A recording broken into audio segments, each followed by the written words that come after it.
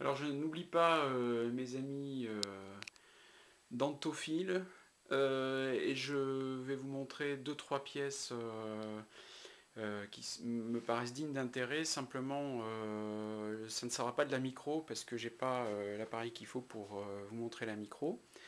Alors concernant voilà, ces pièces sont dans ce tiroir. Bon là j'ai réuni vraiment des provenances très très différentes. Alors, celle-là, bah, c'est tout simplement mon avatar.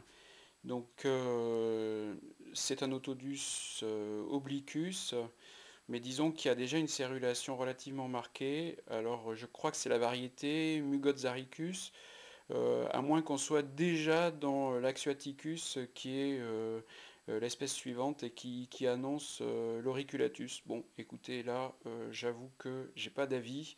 Simplement, voilà, cette dent a été trouvée relativement récemment et j'en suis assez content. Elle m'attendait sur le gisement, je n'avais qu'à me baisser pour la prendre. Il n'y a pas eu beaucoup de travaux.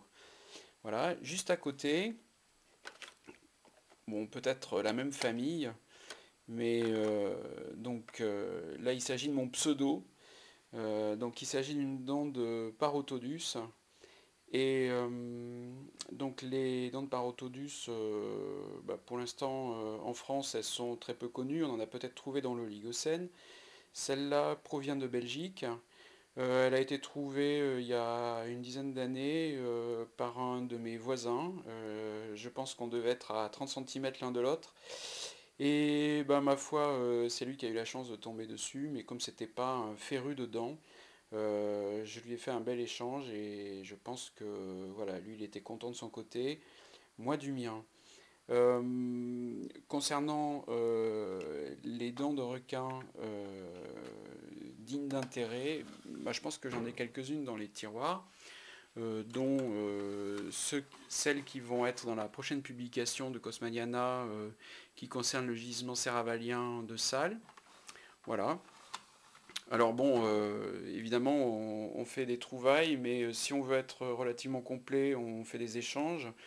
Voire pire, on est parfois obligé de se compromettre hein, et de faire des achats. Alors là, je voulais juste vous montrer un achat. Je n'ai pas pu résister à l'achat date déjà d'un petit moment.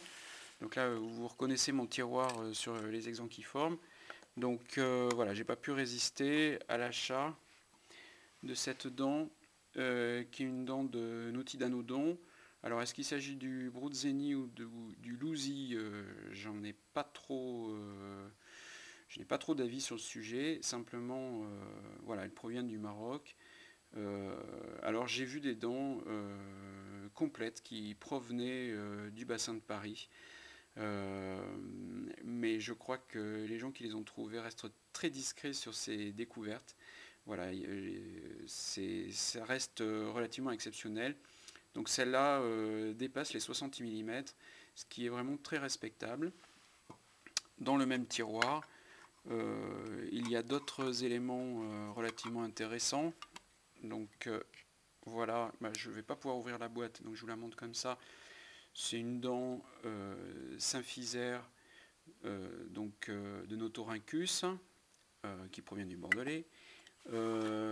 Alors ça aussi c'est une dent symphysaire, mais là c'est une réplique, donc une dent qui a été trouvée à Lee Creek. Et pour finir peut-être sur ce sujet, je vais vous montrer une dent qui provient du Burdigalien.